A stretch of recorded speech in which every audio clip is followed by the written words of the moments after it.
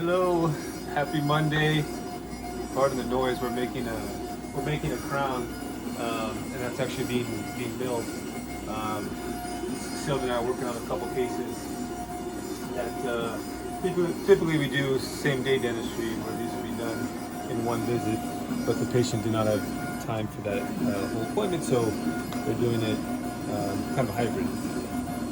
So we're designing and making the crowns outside the mouth. So this is the technology that we use every day. Sylvia's drawing the margin right now, which is defining where the crown's going to hit to. And then from there, we'll start designing the crown itself. So Sylvia's training. She's very skilled. Before we know it, she'll be better than me, I'm sure. So usually, how long does it take when a patient comes in to have one of these crowns done? Anywhere from an hour and a half to 2.5 hours, depending on the condition of the tooth and what materials we're using. Some materials, they need to go into our porcelain oven, so that takes an extra period of time. Or if we're going to do some customization, we're going to add some character to it with our stains and get artistic on it. That takes a little more time. And then, are these crowns as strong as like one of the crowns in a lab? Yeah, this is basically the same thing that a lab will make.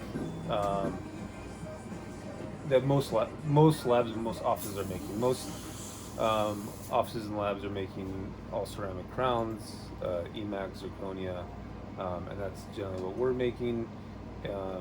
What we can't make in the same day is a porcelain fused to metal, which is kind of the old school crown, which people have a lot of those, where you see it looks a little bit more opaque, so there's metal under there.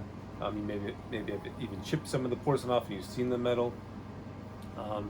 That we can't make in the office with this technology, but most people are not making that even in the lab because they don't look as nice. People can argue, what's stronger or not, but yeah. What are some of the benefits to being able to design your own preparation from your own preparation? Well, for me, I'm kind of a perfectionist, and I like to have control of every step that I do. So for me, I like it. Some people don't. This is not like in their wheelhouse or something they want to do. I love working with good quality labs, but sometimes there's things lost in translation, or if something, even for us, something may not fit. I can make a change right away versus having the patient have to make another visit. So it's a lot more convenient in that respect as well. Cool. And how do your patients like the technology? What's do they see a benefit to it? Everybody loves it. I don't know what's not not to like, being able to make 2 visits into one. Some people that don't want to have say 2.5 hour visit. We do have some patients that are very busy that doesn't work for them. So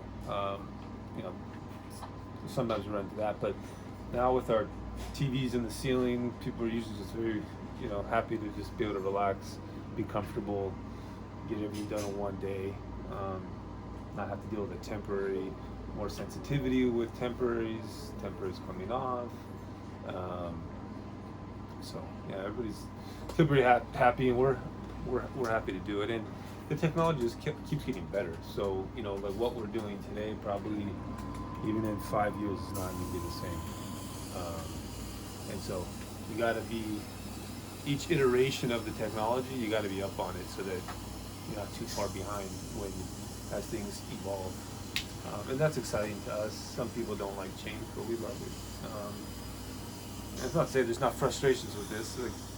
I think all of us dealing with the technology, can be a blessing and a curse, and sometimes it's just not behaving properly, and you got tech support and things like that.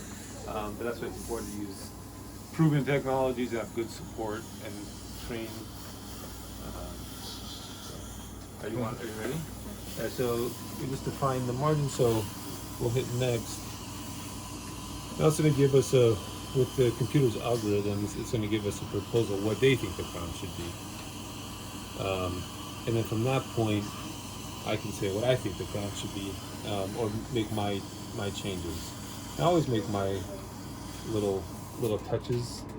Sometimes probably not necessary, but it just makes me feel more important. So we can check how that fits with this patient's bite. We look at the intensity of the contact. So like that red spot's a little too much. We'll sculpt that down. So it's kind of like playing a computer game, but for making teeth. It's like art, digital art. Yeah, so all this used to be done by hand. You'd be working with waxes and stuff. Now you're working like a digital wax. So once we're done here, we'll send that to the milling machine, and it's gonna. It's a kind of a. For those who are familiar with CNC routers, it's gonna cut out the shape. In the future, we'll probably be printing. It's a little bit more efficient process because there's no waste. Here we have a block, and probably half the block gets wasted. Whereas printing, there's no waste, but there's still issues with the strength right now and the fit. So that's kind of probably the future. We have our printer, but we use it for printing models. So we could, like, say, if we wanted to print these teeth, we could print the teeth, not the restoration just yet. Cool. All right, you guys. So if you guys like this video, make sure you hit the like button, subscribe. Yeah, this is Dr. Shawn, and if you guys have any other questions, curiosities about dentistry, digital dentistry, cosmetic dentistry, feel free to drop a comment there, and then we'll make a video. All right, guys. Peace out.